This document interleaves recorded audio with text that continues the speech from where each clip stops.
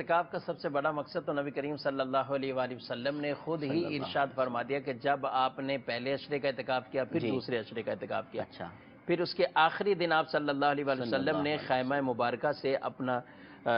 جلوہ لوگوں کو دکھایا اور خطاب جو ارشاد فرمایا تو اس میں ارشاد فرمایا کہ میں نے پہلے عشرے کا بھی کیا ہے، دوسرے عشرے کا بھی کیا ہے، لیکن مجھے خبر دی گئی ہے کہ جس لیلۃ القدر کی تلاش کے لیے اعتکاف کر رہا ہوں تو وہ آخری عشرے کی طاق راتوں میں گئے، تو لہذا تم میں سے جو چاہے میرے ساتھ آخری عشرے کا اعتکاف کر لے۔ تو یہ بہت بیسک مقصد ہے کہ ہم لیلۃ القدر کی تلاش میں کامیاب ہو جائیں۔ مسجد میں آدمی رہتا ہے تو کچھ نہ کچھ عبادت ہو جاتی ہیں۔ آپ جن مساجد کا ذکر کر رہے ہیں ماشاءاللہ اس طرح کا رجحان بھی ہے، لیکن ایسی مساجد میں یہ بھی اہتمام الحمدللہ ہوتا ہی ہے، طاق راتوں میں عبادات کا سلسلہ بھی ہوتا ہے، نوافل کا سلسلہ بھی ہوتا ہے، کہیں شبینے پڑے جا رہے ہوتے ہیں، یعنی عبادات کی طرف بھی اب لوگوں نے ایک نظام کے تحت یہ سارے شیڈول اور جدولیں چلاتے گئے، تو بہتر اچھی بات ہے، لیکن مقصد کیا ہے؟ اللہ کو راضی کرنا۔ اللہ کو جب راضی کرنے والا مقصد ہوگا تو پھر آدمی اللہ کے رضا والے کام کرے گا۔ اب مسجد میں بالکل کسی بھی مسجد میں سہولت والی مسجد میں بیٹھ جائیں تاکہ آدمی اپنی عبادت کو احسن طریقے سے بجا لائے، اپنی عبادت کو کر سکے، تو اس اعتبار سے وہ اگر مسجد کے اندر معتکف ہوتا ہے اور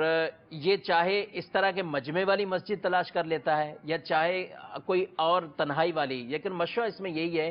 کہ جس میں آدمی کے دوست احباب ہوں، جس کے اندر عام اس کی جن سے گپ شپ ہوتی ہے، ایسے افراد اگر بیٹھیں گے تو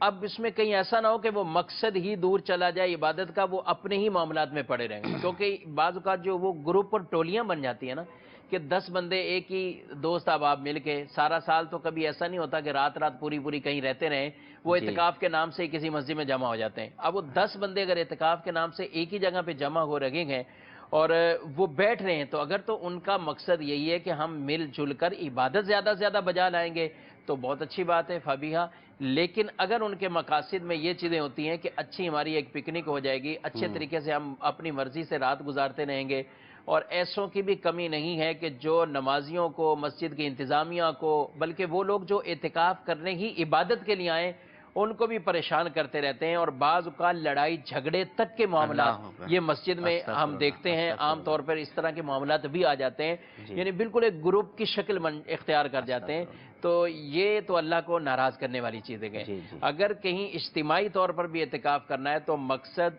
صرف یہی ہو، اللہ کی رضا والے کام کرنے ہیں، عبادت کرنی ہے، لیلۃ القدر کی تلاش میں رہنا ہے، اور مسجد کے اندر ہر رات کو ہم نے کچھ نہ کچھ جتنی استطاعت طاقت ہے عبادت کو بجا لانا ہے تاکہ ہم اپنے مقصد اصلی کو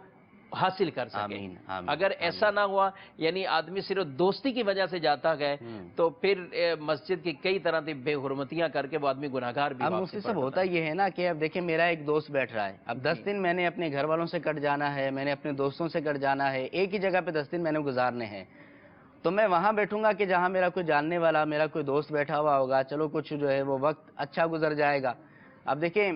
پورے 10 دن کے اندر ہم وہیں پر بیٹھے رہیں تنہائی کے عالم میں، ایسا ذہن بنتا نہیں ہے، تو دوستوں کے ساتھ بیٹھ جانے کے اندر کیا حرج ہے؟ نہیں، دوستوں کے ساتھ بیٹھ جانے میں کوئی حرج نہیں ہے اگر یہ دیکھتا ہے کہ اس کے دوست اچھی صحبت والے ہیں، اچھا، اور وہ اس کو بہت اچھے طریقے سے یہ ان کے ساتھ مل کر یا اس کی وجہ سے وہ بھی اچھائی کی طرف راغب ہوں گے تو یہ تو پھر بہت اچھا عمل ہے۔ یعنی کسی کے ساتھ، اپنے دوستوں کے ساتھ اتنی الیک اس کے ساتھ ایسی نہیں ہے کہ وہ سارے مل کر جو ہے وہ مسجد کے تقدس کو ہی پامال کرتے ہوں، ایسا نہیں ہے، بلکہ اس کی وجہ سے اس کے دوست بھی اچھائی کی طرف آتے ہیں تو بیٹھنے میں کوئی حرج نہیں ہے، لیکن جہاں مسجد کے تقدس کو پامال کیا جائے گا تو پھر یہ مقصد نہیں ہوتا، پھر عموماً طور پر مقصد عبادت نہیں ہوتا بلکہ آپس کی ایک گیدرنگ مقصد ہوتی ہے، تو اس مقصد کے تحت اگر اعتکاف میں بیٹھیں گے تو پھر کئی طرح آدمی گناہگار بھی ہو جاتا ہے۔